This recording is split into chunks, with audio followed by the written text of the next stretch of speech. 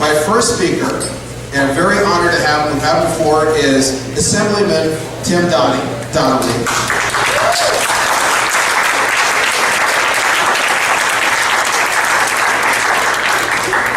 He's the Big Bear Area Assemblyman, and he's formed an exploratory committee to run for governor in 2014.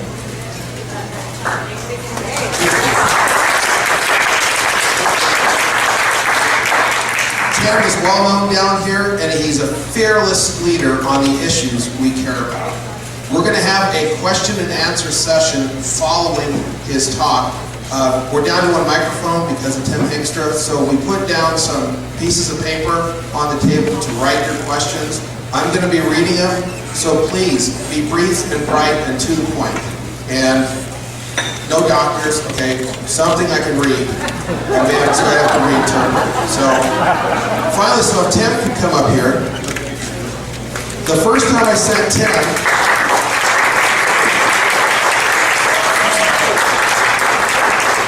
the first time I sent Tim a check for $20 is when I think he called the state colleges like raving socialists or something like that. So, but I want to first off, the IRS would like to get us posing with this check to Tim Donnelly.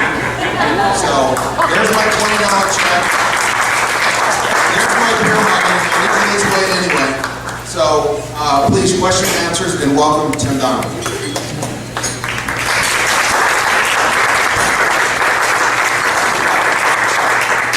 Thank you, John. What a pleasure it is to be here. This is one of the very first meetings that I ever attended when I first decided to run for office. And I came to a candidate forum and I listened to a lot of candidates and I got a lot of ideas. You know, 69 years ago today, there were men who poured out of landing craft on the beaches of Normandy. They didn't do that so that 69 years later, the government whose banner they wore on their uniform would target citizens who chose to stand up for their God-given constitutional rights. Back then, the gravest danger came from the machine gun nests that were on the high ground. And they raked the shores as the men crawled over the bodies of their comrades and through the barbed wire obstacles. And you know, today, the children and grandchildren of those brave patriots might be here in this room. Certainly have gathered in tea parties across this country.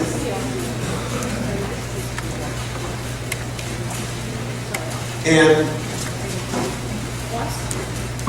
it has to just break your heart that the very government that they fought to protect has now become the gravest threat to your freedom.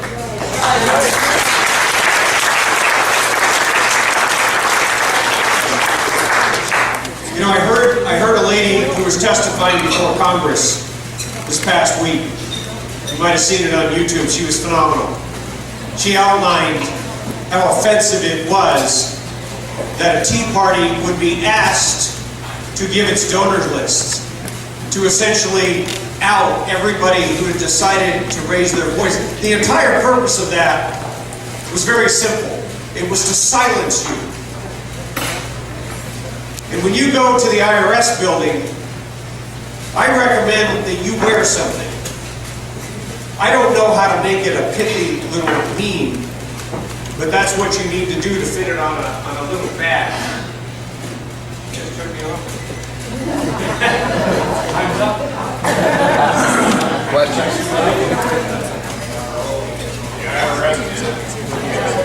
Yeah. Well, I don't know how to do it, but I want you to understand one simple thing. they do not target. Have you noticed they never target the Republican Party?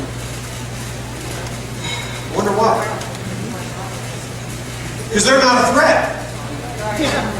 They're not a threat to big government. They're not a threat to the progressive, Marxist progressives who have taken over our country. They don't represent a threat at all, but the Tea Party did. The Patriot groups do, because why? Because we want to educate people on what? I'm trying to think. What is that offensive document that we quote from? The Constitution and the Declaration of Independence.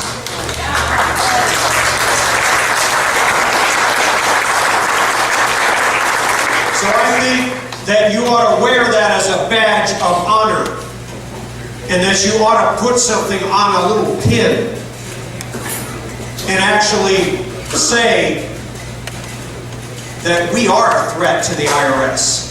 We are a threat to the government, and they better understand that we're coming for them.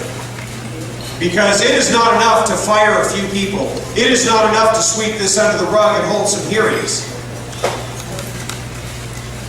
We need to abolish the IRS.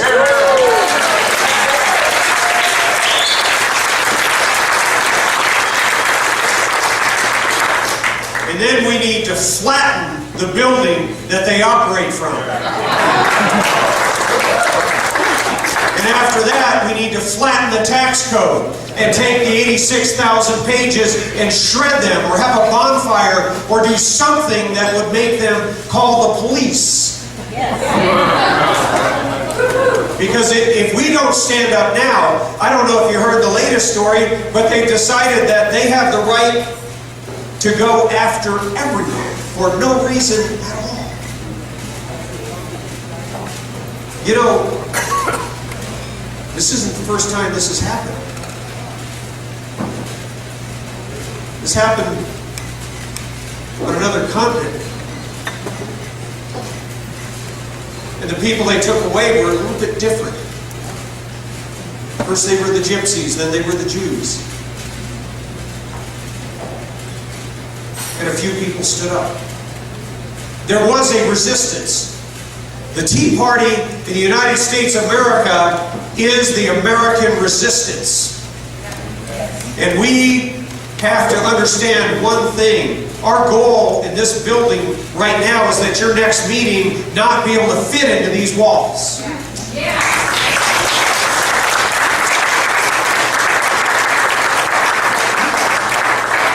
Because our movement is growing as the threats are growing. And when the government decides that they can just tell a company and that company complies with them, we're going to just tap the phones and get the phone records of every single American citizen, period, with no explanation, with no due process, with no warrants. The minute that happens, everyone becomes a target. And their entire goal is to make sure that we shut up and go away. Somehow I don't sense you guys are going to do that. I know I won't. Let me tell you, all I did is get elected. You guys helped me. And I stood up and was our voice in that building. And for my troubles, between the Republican political establishment and the SEIU, they spent $925,000 to take me out. And I thought, really? What did I do? All I did is stand up for common sense. All I did is say that we ought not to pass any bill that is not square with the Constitution. All I did is say no. Actually, I said, hell no.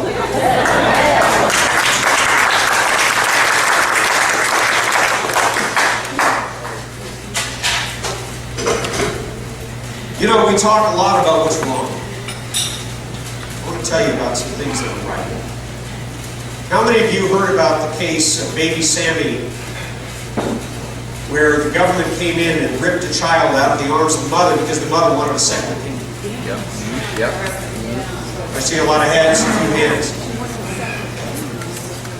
I heard about that case, and I was horrified. I couldn't believe that a government agency could show up at the home of a family who had done nothing wrong. What was her crime? She wanted a second opinion so that her 5-month-old wouldn't have open heart surgery when she wasn't ready for him to do that. And this one hospital was forcing her. They said, you need to do it right now. She said, no, I want to take my son for a second opinion. She wasn't comfortable. They had made a couple of mistakes. The little boy, baby Sammy's 5 months old. He's skinny and he's weak and he's got they think he has the flu. So she did what any mother would do. She tried to protect her child. Last time I checked, that wasn't the crime. She said, I want to go to another hospital and get another opinion. They said, well, you can leave, but your baby can't. But just wait a minute. What country are we in? So she said, I don't really care what you say. She grabbed her baby. She left that hospital. She went to another hospital. At that hospital, they said, you know what? You don't need to do open heart surgery tonight. There's plenty of time for your son to get better and to get strong so that you're comfortable when he has that surgery. And while she was in the middle of getting that medical care at a second hospital, the cops showed up and had a social worker from CPS in tow. And even the cop admitted, there's no crime here, there's nothing wrong. It's time to go home. These people have done nothing wrong. He talked to the doctor, she's getting medical care. You know, it does kind of give me chills just to think. We have invited the government to be more involved in our healthcare decisions. This is before Obamacare is implemented, by the way. That's right. So you'd think that was the end. It should have ended right there. Because one of the obligations as an elected official or as a member of law enforcement or any entity of the government, you swear an oath to defend and uphold the Constitution. And what does the Constitution do? It puts a set of handcuffs on the power that the government has over us. 24 hours later, there was a knock on her door. She looked out the window. There were 5 cops and 1 social worker. Now mind you, Anna Nikolaev is from Germany. Her husband is an immigrant from Russia. They are American citizens, and they know their rights. What they did next was brilliant. She rolled a video camera. She called her husband. He was at work. He came home. The cops tackled him, grabbed the keys out of his pocket. She had asked them, do you have a warrant? They said, yes, we do. She said, can I see it? They said, no. Not unless you open the door. She rolled the video camera. When those cops broke into her home illegally, when you do not have due process, and when you do not have permission, that is a violation of our 4th Amendment right to be free from an unlawful search and seizure, whether it happens at the airport with TSA or whether it happens in your home. That is your right. But if you don't understand that, and if you don't stand up to the law enforcement and demand it, you will lose those rights. And so many people have lost that right. That's why the government is spying on you. That's why they do whatever they want to do, because there's no price to pay. She rolled that video camera. And they came in her home, she was very calm. She said, can I see the warrant? They handed her a piece of paper. It was an order from CPS. It was not a warrant. She tried to read it. They said, you know what, you're delayed. We're going to have to take you to jail for resisting arrest. She said, I've already taken my baby to the hospital. What do you want? What do you want? She repeatedly asked. She was very, very calm. She was unnaturally calm. Finally, the officer said to her, and they had their hands on their guns, by the way. The officer said to her, you will relinquish your child or I am taking you to jail. Let go of your baby. She let go of her child. And then she asked a simple question. She said, I just want to know where you're taking me.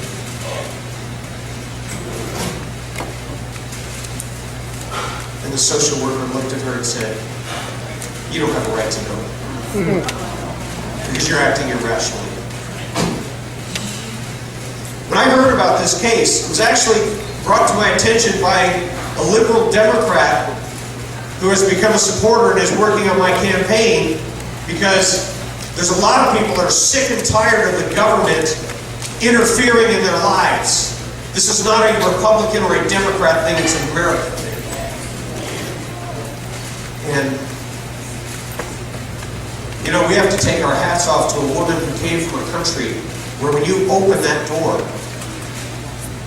people often have never seen it. And it may seem impossible that it will ever happen here. But if we do not stop the course that our country is on, it will. And it won't just happen when CPS is called. It'll happen when some of the other agencies are called. You know their names. ATF, IRS, DEA, DOJ, DHS. You know, the Department of Homeland Security commissioned a study, and they determined that the gravest terrorist threat to the United States was from Tea Party people, Patriot groups, those who oppose abortion, Christians, and then the most offensive group of all, those who love liberty too much. Whoa. Do you love liberty? Absolutely. I can hear you.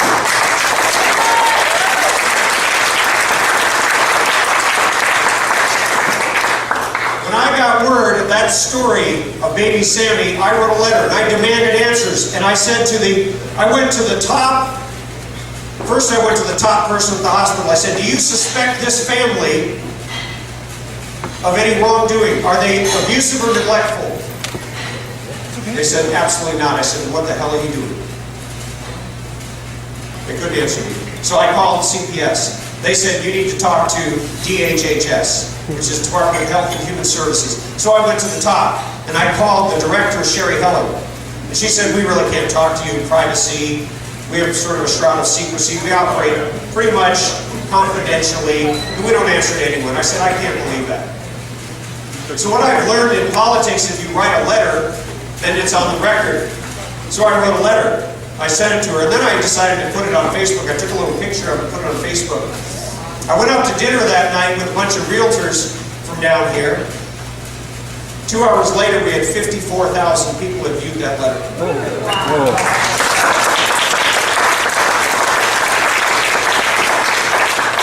It went viral in the Russian community because they were so deeply affected by this issue, and they're not afraid to stand up and call it what it is, Right. which is tyranny. When a government entity violates its oath and abuses its power, and instead of safeguarding our God-given constitutional rights that are outlined in the Declaration, it infringes and becomes a threat to them.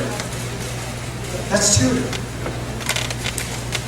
And I would posit to you that our government, while it maintains lists of people who are subversive, and it considers the Tea Party a subversive group, I don't know if you got the memo.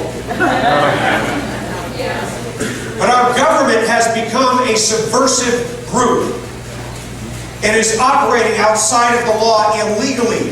It is violating the oath under which it has its charter. It is supposed to rule at our consent. Well, I didn't consent to be wiretapped. I didn't consent to be questioned. I didn't consent to have my constitutional right to my First Amendment to raise my voice, to lawfully assemble as we are here and seek redress of my grievances. I didn't consent to be spied on. Did you? No. Well, neither did Anna Nicolaou. So she went to the media. And when my letter came out there and she went to the media, the Russian government got involved, not the U.S. government. Not a single U.S. politician cared. I didn't didn't think it was a big deal to write a letter and demand answers. Where do you get this power? How is it that you can show up at somebody's door, illegally enter, and snatch their most precious gift? Life, a child. And so at the moment that Anna's son, Sammy, at the moment Sammy needed his parents the most, the government stole their child, kidnapped him.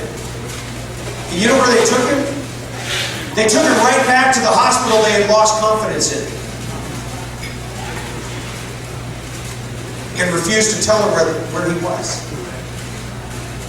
They were going to hold a hearing on Monday morning. By that time, I had gotten some of my friends involved, including a left-wing Hollywood actor named Rob Schneider, who cares about issues like this. He and I bombarded them with telephone calls. They canceled the hearing they were going to hold that day and decided to let this family have their child back on a conditional basis. Well, that wasn't the end. That was just the beginning, because yesterday, what I did is I demanded an audit. I demanded that we get the California State Auditor to actually audit CPS, because not only did that case happen,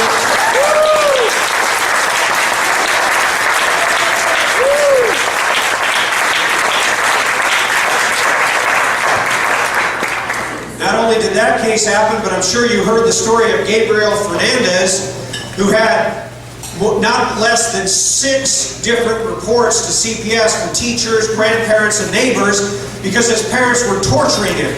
And there was clear evidence, but these people who have this incredible power that is given to them to save children couldn't see that. So they failed to act, and last week, Gabriel Fernandez was tortured and beaten to death. His skull was collapsed. He had bullet wounds and BBs shot into his face, and he was tortured and had broken bones. And they did nothing. As a matter of fact, the last case that was opened, the last report that was taken had been open for 30 days, and they'd never even contacted him. Meanwhile, they are still in charge of the Nikolaev family, even though baby Sammy has had his surgery, is healthy and gaining weight and thriving. The government still feels the need to be involved. Doesn't that bother you? Yep. Well, it sure as hell bothered me. So yesterday we had a hearing. We had over 200 people show up. And they walked through that room. I told the chairman, I said, I don't think there's a whole lot of people here, so it'll probably go quickly. I thought there were about 90 people.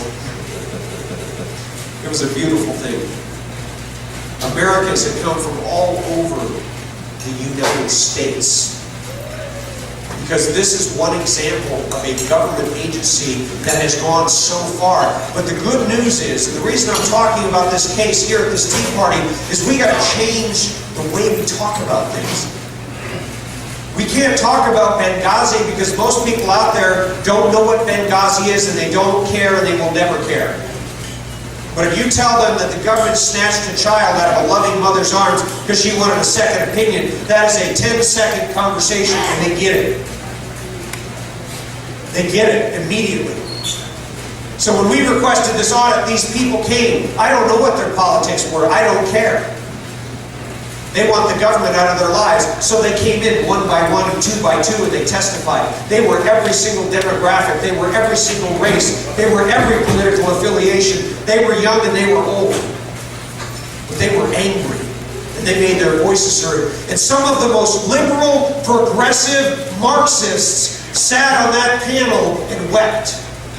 When Anna told her story and trembled and wept and held her baby, we got them. And they even stood up and asked questions and demanded accountability and demanded we don't just do a cursory audit, but we actually get in there and reform this agency the same way we need to do to the IRS, the DOJ, the DHS.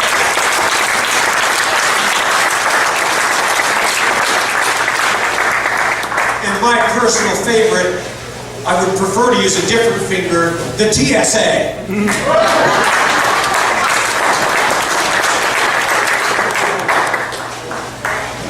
you know what happened?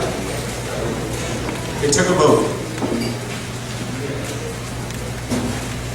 And it was unanimous. They approved that audit.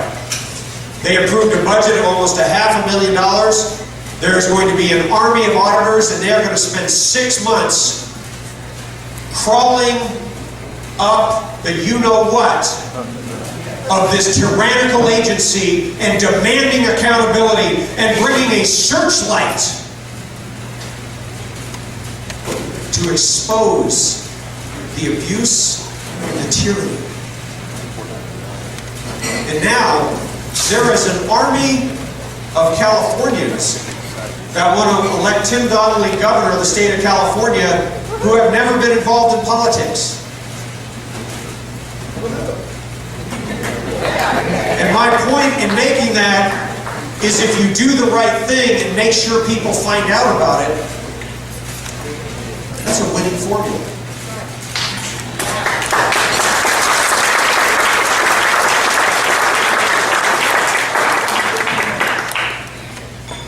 And I want you to know one other thing. It's a tale of two paths. There is a Republican in the Republican caucus in Sacramento who has become reasonable and negotiates with the Democrats every chance she gets. She has 5 bills that have gotten off that floor and are on their way to the Senate to be considered. She has compromised and sold out on principle after principle after principle. She has 5 bills. I have stood up and spoken against every unconstitutional law they have tried to pass. I have held filibusters to the point that the LA Times puts me on the front page for opposing and being an obstructionist. I consider being a constitutionalist.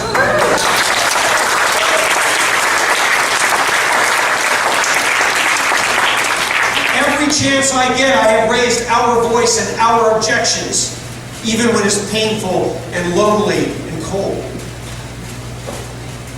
And I have 4 bills that have made it off the California State Assembly floor without compromise, without selling out any principles. As a matter of fact, in most cases, I never even talked to the other side. I just put up ideas that were so powerful that they couldn't say no or they were afraid to. So there is another way. It's called the principled way. And I think that is the way that we're going to take back our power, by backing people who have that kind of an attitude. Because it is a winning combination if you do it with conviction. If you go halfway, you're going to fall. And maybe they'll kill my bills from here forward. I don't really care. I don't think we need any more new laws. Most of my bills are repeal laws.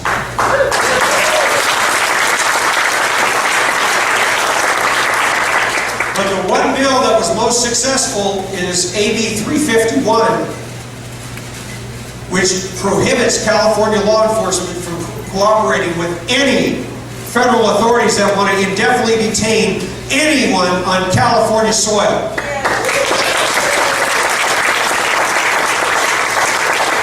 And that bill is supported by communists in the ACLU and Common Cause and all kinds of other people. The only ones who were unsure about it were the Republicans until they finally were embarrassed and shamed into voting for it.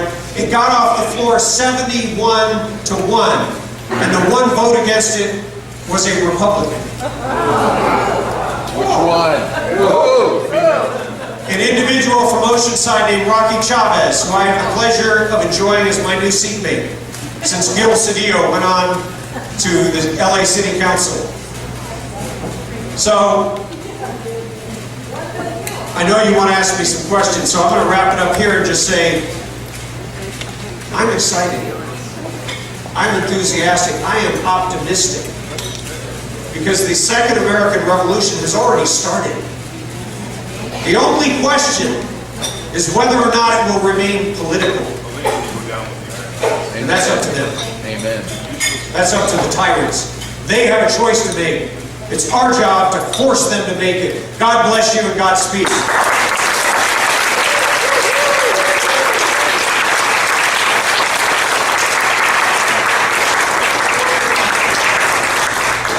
got a wide variety of questions in about 7 minutes to get to them. So, first question is, how do we take away power of the EPA?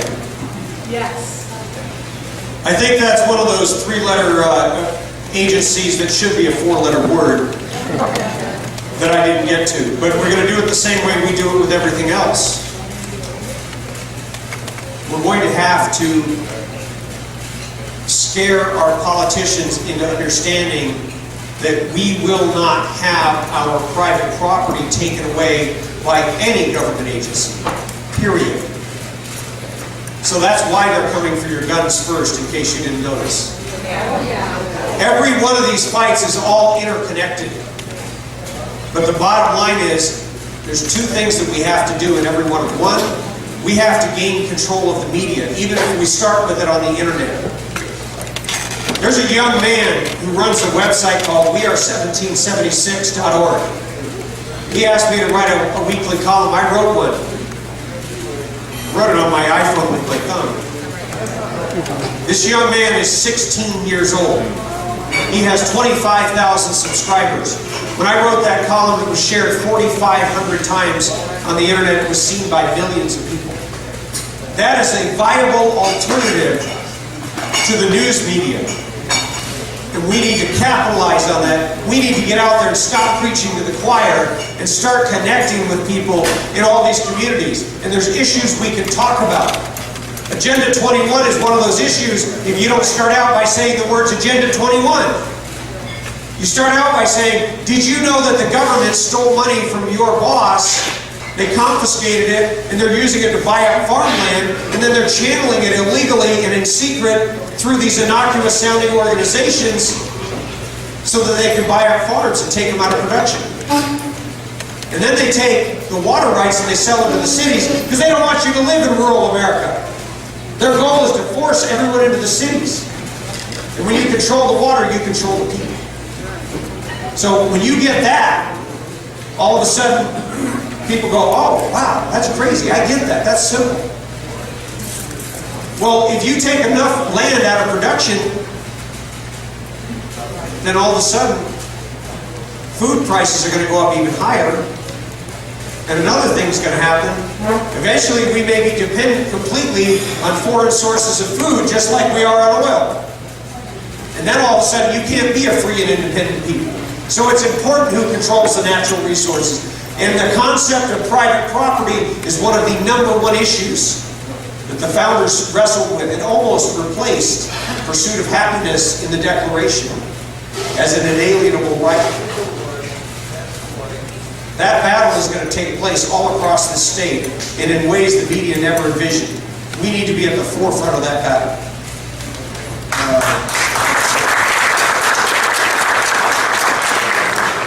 You answered the question on 351. Real quick, if you actually do run for governor, I mean, admittedly, it's an uphill battle in this state. I hate to break the news to you. What do you hope to achieve? You talked about uniting Tea Party movements.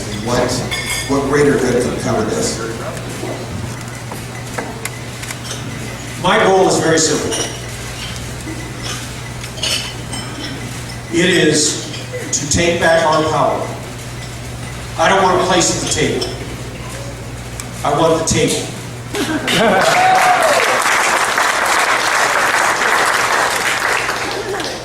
Whether or not Tim Donnelly is elected to the governor of the state of California in 2014 is of little consequence.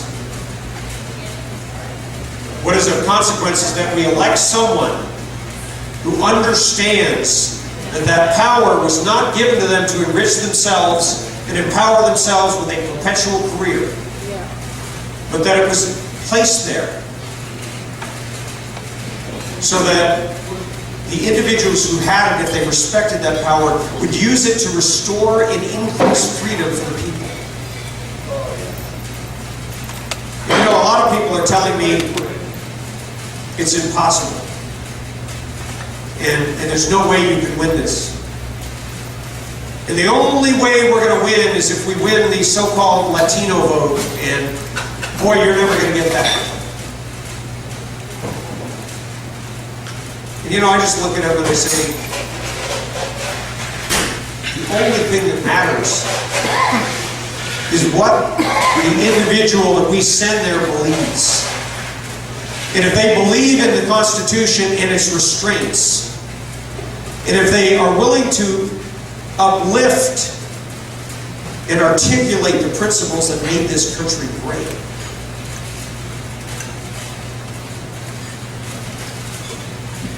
then that's all that matters.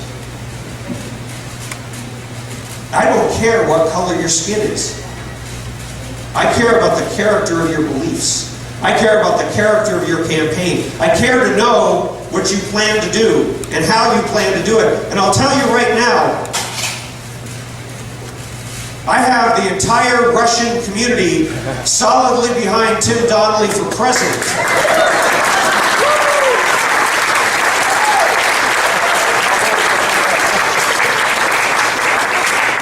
And I had to tell him I'm only running for governor.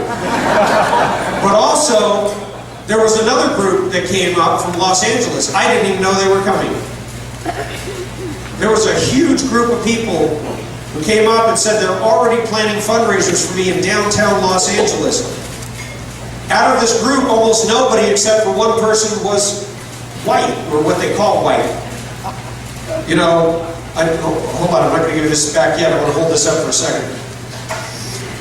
You see this? This is white, right? Very clearly, I am not white. I am a fleshy pinkish tone. And when they bring up race, it is intended to silence you. And the bottom line is, God made us all. And we believed as a country so deeply in that concept that we fought a war to make that a reality to every American. That all men are created equal. Those are the principles that made this country great. And I believe that the principles that made this country great are good enough to make California great again. And I think California's going to be great. I read these questions verbatim. We do have our loyal opposition come to these. So, as a convicted criminal, you should make a great governor. Thanks. And then it says sarcasm is a service. So obviously we're going to respond to your gun charge. I guess you know where I stand on the Second Amendment.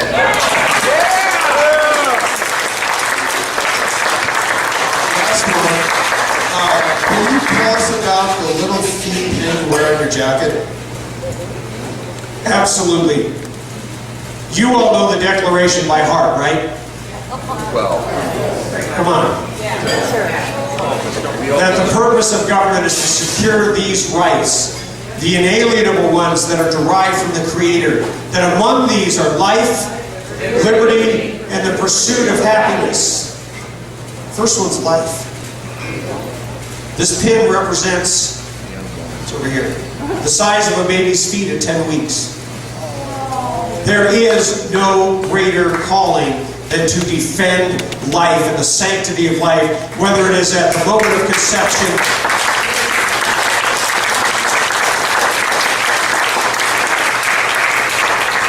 or whether it is the moment before we go home to our Creator. That is God's gift to us, and I believe that it is my duty to defend that and protect that. God bless you and Godspeed.